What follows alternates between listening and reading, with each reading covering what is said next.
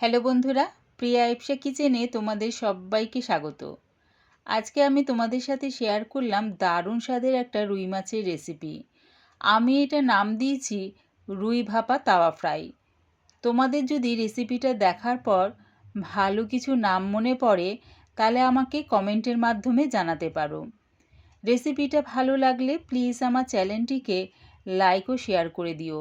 তবে দেখে নাও আমি এটা কেমনভাবে তৈরি করি। রুই ভাপা তাওয়া ফ্রাই করার জন্যে আমি রুই মাছের পিসগুলো খুব একটা বড় বড় রাখিনি। যে পাত্রে আমি মাছটা করব সেই পাত্রের মধ্যে আমি রুই মাছগুলো নিয়ে নিলাম। এবারে এর মধ্যে দিয়ে দিলাম স্বাদ অনুযায়ী নুন, আন্দাজ করে হলুদ গুঁড়ো,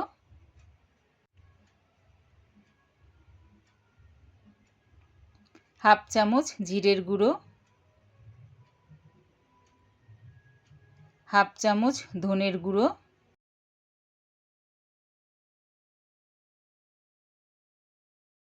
এক চামচ লঙ্কার গুঁড়ো।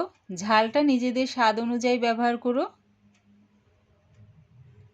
দিলাম হাফ চামচ গরম মশলা গুঁড়ো,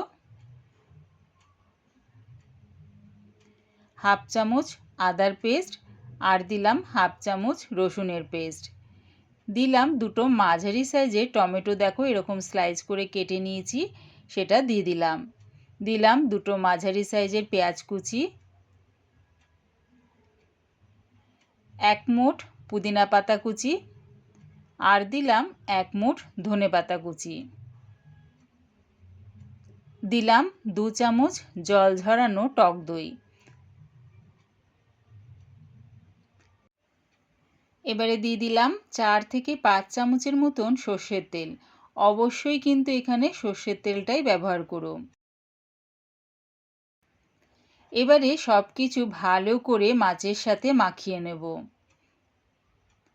একবার আমার মতন করে এইভাবে রুই মাছ বানিয়ে খেয়ে দেখো, দারুণ খেতে লাগে, স্বাদটা একদমই ভুলতে পারবে না। দেখো সব কিছু ভালো করে রুই মাছের সাথে মাখিয়ে নিয়েছি।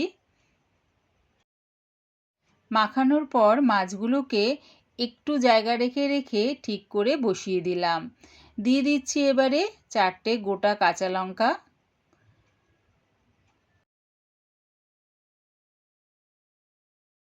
গ্যাসটাকে লোতে করে আমি তাওয়াটা বসিয়ে দিলাম। এবারে চাপা দিয়ে এটাকে হতে দিলাম। অবশ্যই কিন্তু গ্যাসটাকে লোতে করেই বসিও, তাহলে দেখবে ভাপে ভাপে মাছটা কিন্তু খুব সুন্দরভাবে সেদ্ধ হয়ে যাবে। প্রায় 7 মিনিট পর চাপাটা খুলে দেখে নিচ্ছি। দেখো যেহেতু টমেটো, কাঁচা লঙ্কা, টক দই সব আছে, বেশ কিন্তু এর থেকে জল ছেড়েছে। 7 মিনিট পর আমি চাপাটা খুলে মাছগুলোকে উল্টিয়ে দিচ্ছি।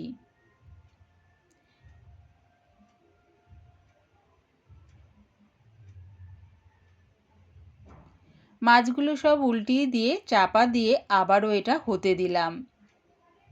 10 মিনিট পর চাপাটা খুলে দেখে নিচ্ছি। দেখো জলটা বেশ শুকিয়ে গেছে আর তেলটাও কিন্তু ওপরের দিকে উঠে এসছে।